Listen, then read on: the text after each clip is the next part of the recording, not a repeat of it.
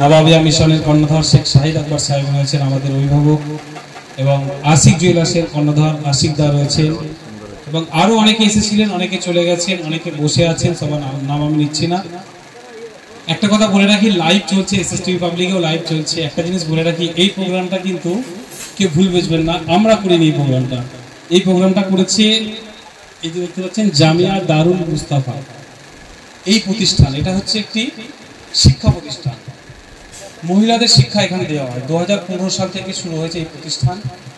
আমরা এই প্রতিষ্ঠানে অনেকবার ভিজিট করেছি। এই প্রতিষ্ঠানে বিভিন্ন অনুষ্ঠান, পঠন পাঠন বা এদের সিলেবাস আমরা আমাদের চ্যানেলের মাধ্যমে বাংলার মানুষের সামনে তুলে ধরেছি। এই প্রতিষ্ঠানকে আমরা ছড়িয়ে দিয়েছি সারা রাজ্য, সারা দেশ জুড়ে ছড়িয়ে দিয়েছি।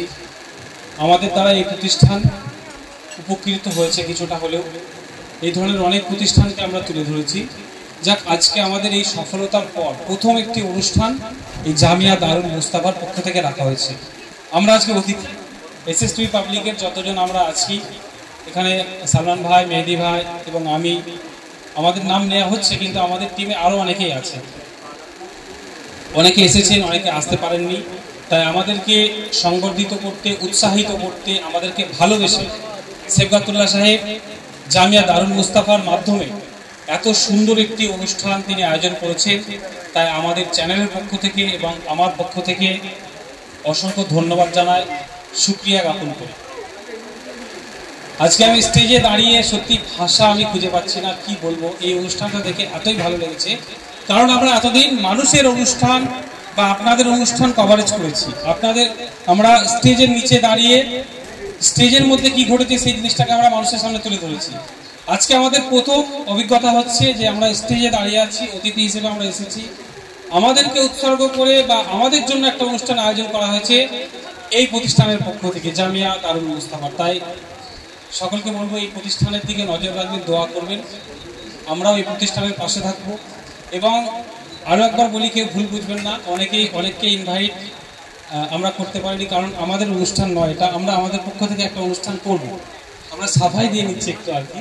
কারণ হচ্ছে আমাদের প্রচুর ফলোয়ার, এবং আপনারা এখানে যারা আছেন, বিশেষ করে হুগলি জেলার মানুষই বেশি আছেন, যেহেতু এই প্রোগ্রামটা হুগলি জেলার ধনিয়াখালীতে হচ্ছে। তো এই এলাকার মানুষ কিছু আছেন, বিশিষ্টজনেরা আছে। আমরা আরও অন্যান্য জায়গায় অনুষ্ঠান করব, সেখানে আস্তে আস্তে সবাইকে ইনভাইট করা হবে। এত বড় পরিবার, এক জায়গায় সবাইকে একত্রিত করা আমাদের পক্ষে সম্ভব নয়, তাই কেউ ভুল বুঝবেন না প্লিজ। তো আমি আসছি পরের কথায়। এই জামিয়া দারুল মুস্তাফা এটা একটি গ্রামীণ এলাকায় প্রতিষ্ঠিত হয়েছিল 2015 সালে। এই এলাকার মানুষের সহযোগিতা এবং এই বসে আছেন সামনে যারা বিশিষ্ট ব্যবসায়ী, শিক্ষাবিদ, তাদের সহযোগিতায় আস্তে আস্তে এই প্রতিষ্ঠান কিন্তু গড়ে উঠেছে। সেফগাতুল্লাহ সাহেব বিভিন্ন জায়গায় ছুটে মেহনত করে এই মাদ্রাসার ছাত্রীরা কিভাবে ভালো পড়াশোনা করবে, এখান থেকে কিভাবে ভালো একজন ছাত্রী তৈরি হবে, সেই প্রচেষ্টায়, সেই লক্ষ্যে তিনি বিভিন্ন জায়গায় ঘুরেছেন, বিভিন্নভাবে প্রচার প্রসার করেছেন, আমাদের মাধ্যমে প্রচার করেছেন, অর্থ সংগ্রহ করেছেন। একটাই কারণ, শিক্ষা। মহিলাদেরকে শিক্ষা দিতে হবে।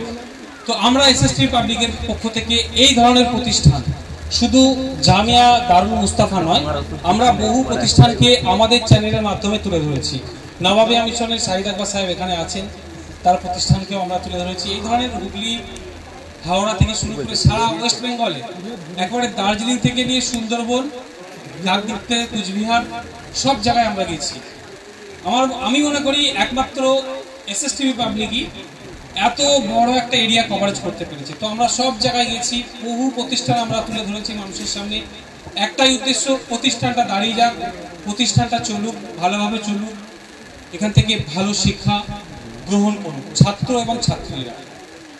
তো আমাদের যে উদ্দেশ্য নিয়ে আমরা এই চ্যানেল খুলেছিলাম, যে যাদের খবর অন্যান্য চ্যানেল দেখায় না, বড় বড় নিউজ হাউস, মিডিয়া হাউস, তারা যেসব খবর দেখায় না, একটা ছোট্ট গ্রামে, ছোট্ট পাড়ায় ছোট্ট একটা অনুষ্ঠান হচ্ছে, সেগুলো কিন্তু কোনো বড় মিডিয়া দেখায় না। আমি দোষারোপ করছি না, হয়তো তাদের ক্রাইটেরিয়ার মধ্যে পড়ে না, তাদেরকে মনে হয় না যে এটা নিউজ, এটা খবর, এটা তুলে ধরা দরকার। তো আমরা এসএসটিভি পাবলিক মনে করি গ্রামের একটা ছোট্ট খবর, ছোট্ট ঘটনা, ছোট্ট একটা অনুষ্ঠান, ছোট্ট যে কোনো একটা অনুষ্ঠান, এটাকে আমরা খবর মনে করি। এটাকে তুলে ধরা মানুষের সামনে আমরা মনে করি, এটা তুলে ধরলে সেই গ্রামের মানুষকে চিনবে, জানবে, সেই অনুষ্ঠানটা জানবে, তার দ্বারা মানুষ উপকৃত হবে। সমাজসেবার কাজের মতো করে আমরা শুরু করেছিলাম। এসএসটিভি পাবলিক আজ সারা বেঙ্গল জুড়ে কাজ করছে। প্রতিদিন সাইম ভাইজান বলছিলেন একটু আগে যে প্রতিদিনই আমাদের সত্যি প্রতিদিন অনুষ্ঠান রয়েছে। আমাদের টিমের মধ্যে এই মুহূর্তে 10 থেকে 15 জন কাজ করছে। সবাই ক্যামেরার সামনে আসে না, আমাকে একটু বেশি দেখতে পান। ইদানিং মেহেদি হাসানকে দেখতে পাচ্ছেন, কলকাতার পক্ষে কাজ করছে। এবং এখানে খালিদ আছে, এখানে মোনাজেদ ভাই আছে, আমজাদ ভাই আছেন, আরও অনেকেই আছে। তো সবাই মিলে আমরা কাজ করছি যাতে করে সারা বাংলা জুড়ে কাজ করতে পারি।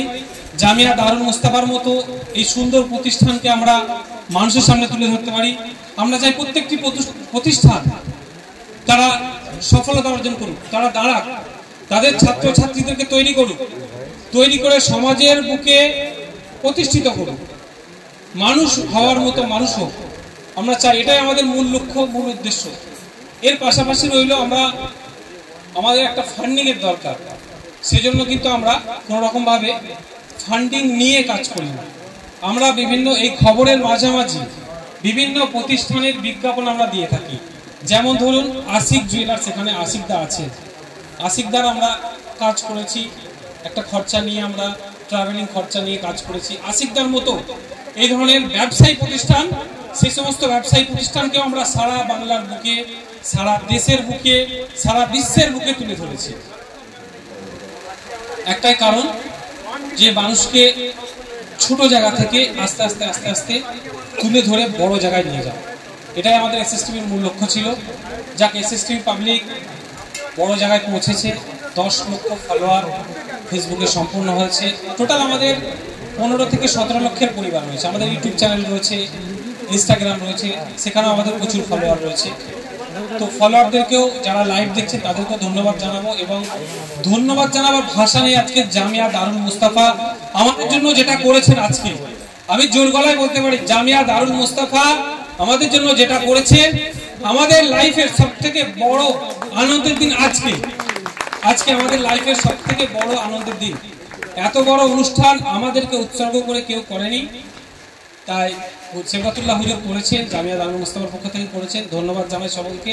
এবং আমাদের পরবর্তী আরও অনুষ্ঠান হবে, অনেক ভাইজানরা বলেছেন, সাইদ আকবর সাহেব বলেছেন, অনেকে অনুষ্ঠান করবেন, আমরাও তাদের সঙ্গে সহযোগিতা করব। আপনারাও যারা লাইভ দেখছেন, আপনারাও চাইলে নিজেদের মতো করে আপনাদের চ্যানেল এসএসটিভি পাবলিক আপনারা অনুষ্ঠান করতে পারেন। তো আমরা এতদিন কাজ করেছি, ক্যামেরার পিছনে থেকে কাজ করেছি, স্টেজ থেকে আজকে বক্তব্য দিচ্ছি।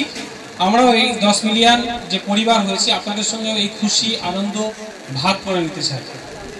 আমি বক্তব্য দিতে গিয়ে আজকে আমি আটকাচ্ছি এবং আমার কথা আটকে যাচ্ছে, কারণ আমার ভিতরটা এতটা আনন্দিত হচ্ছে, মানে আমি আবেগপ্রবণ হয়ে যাচ্ছি বক্তব্য রাখতে গিয়ে, যে এতটাই খুশি হয়েছি।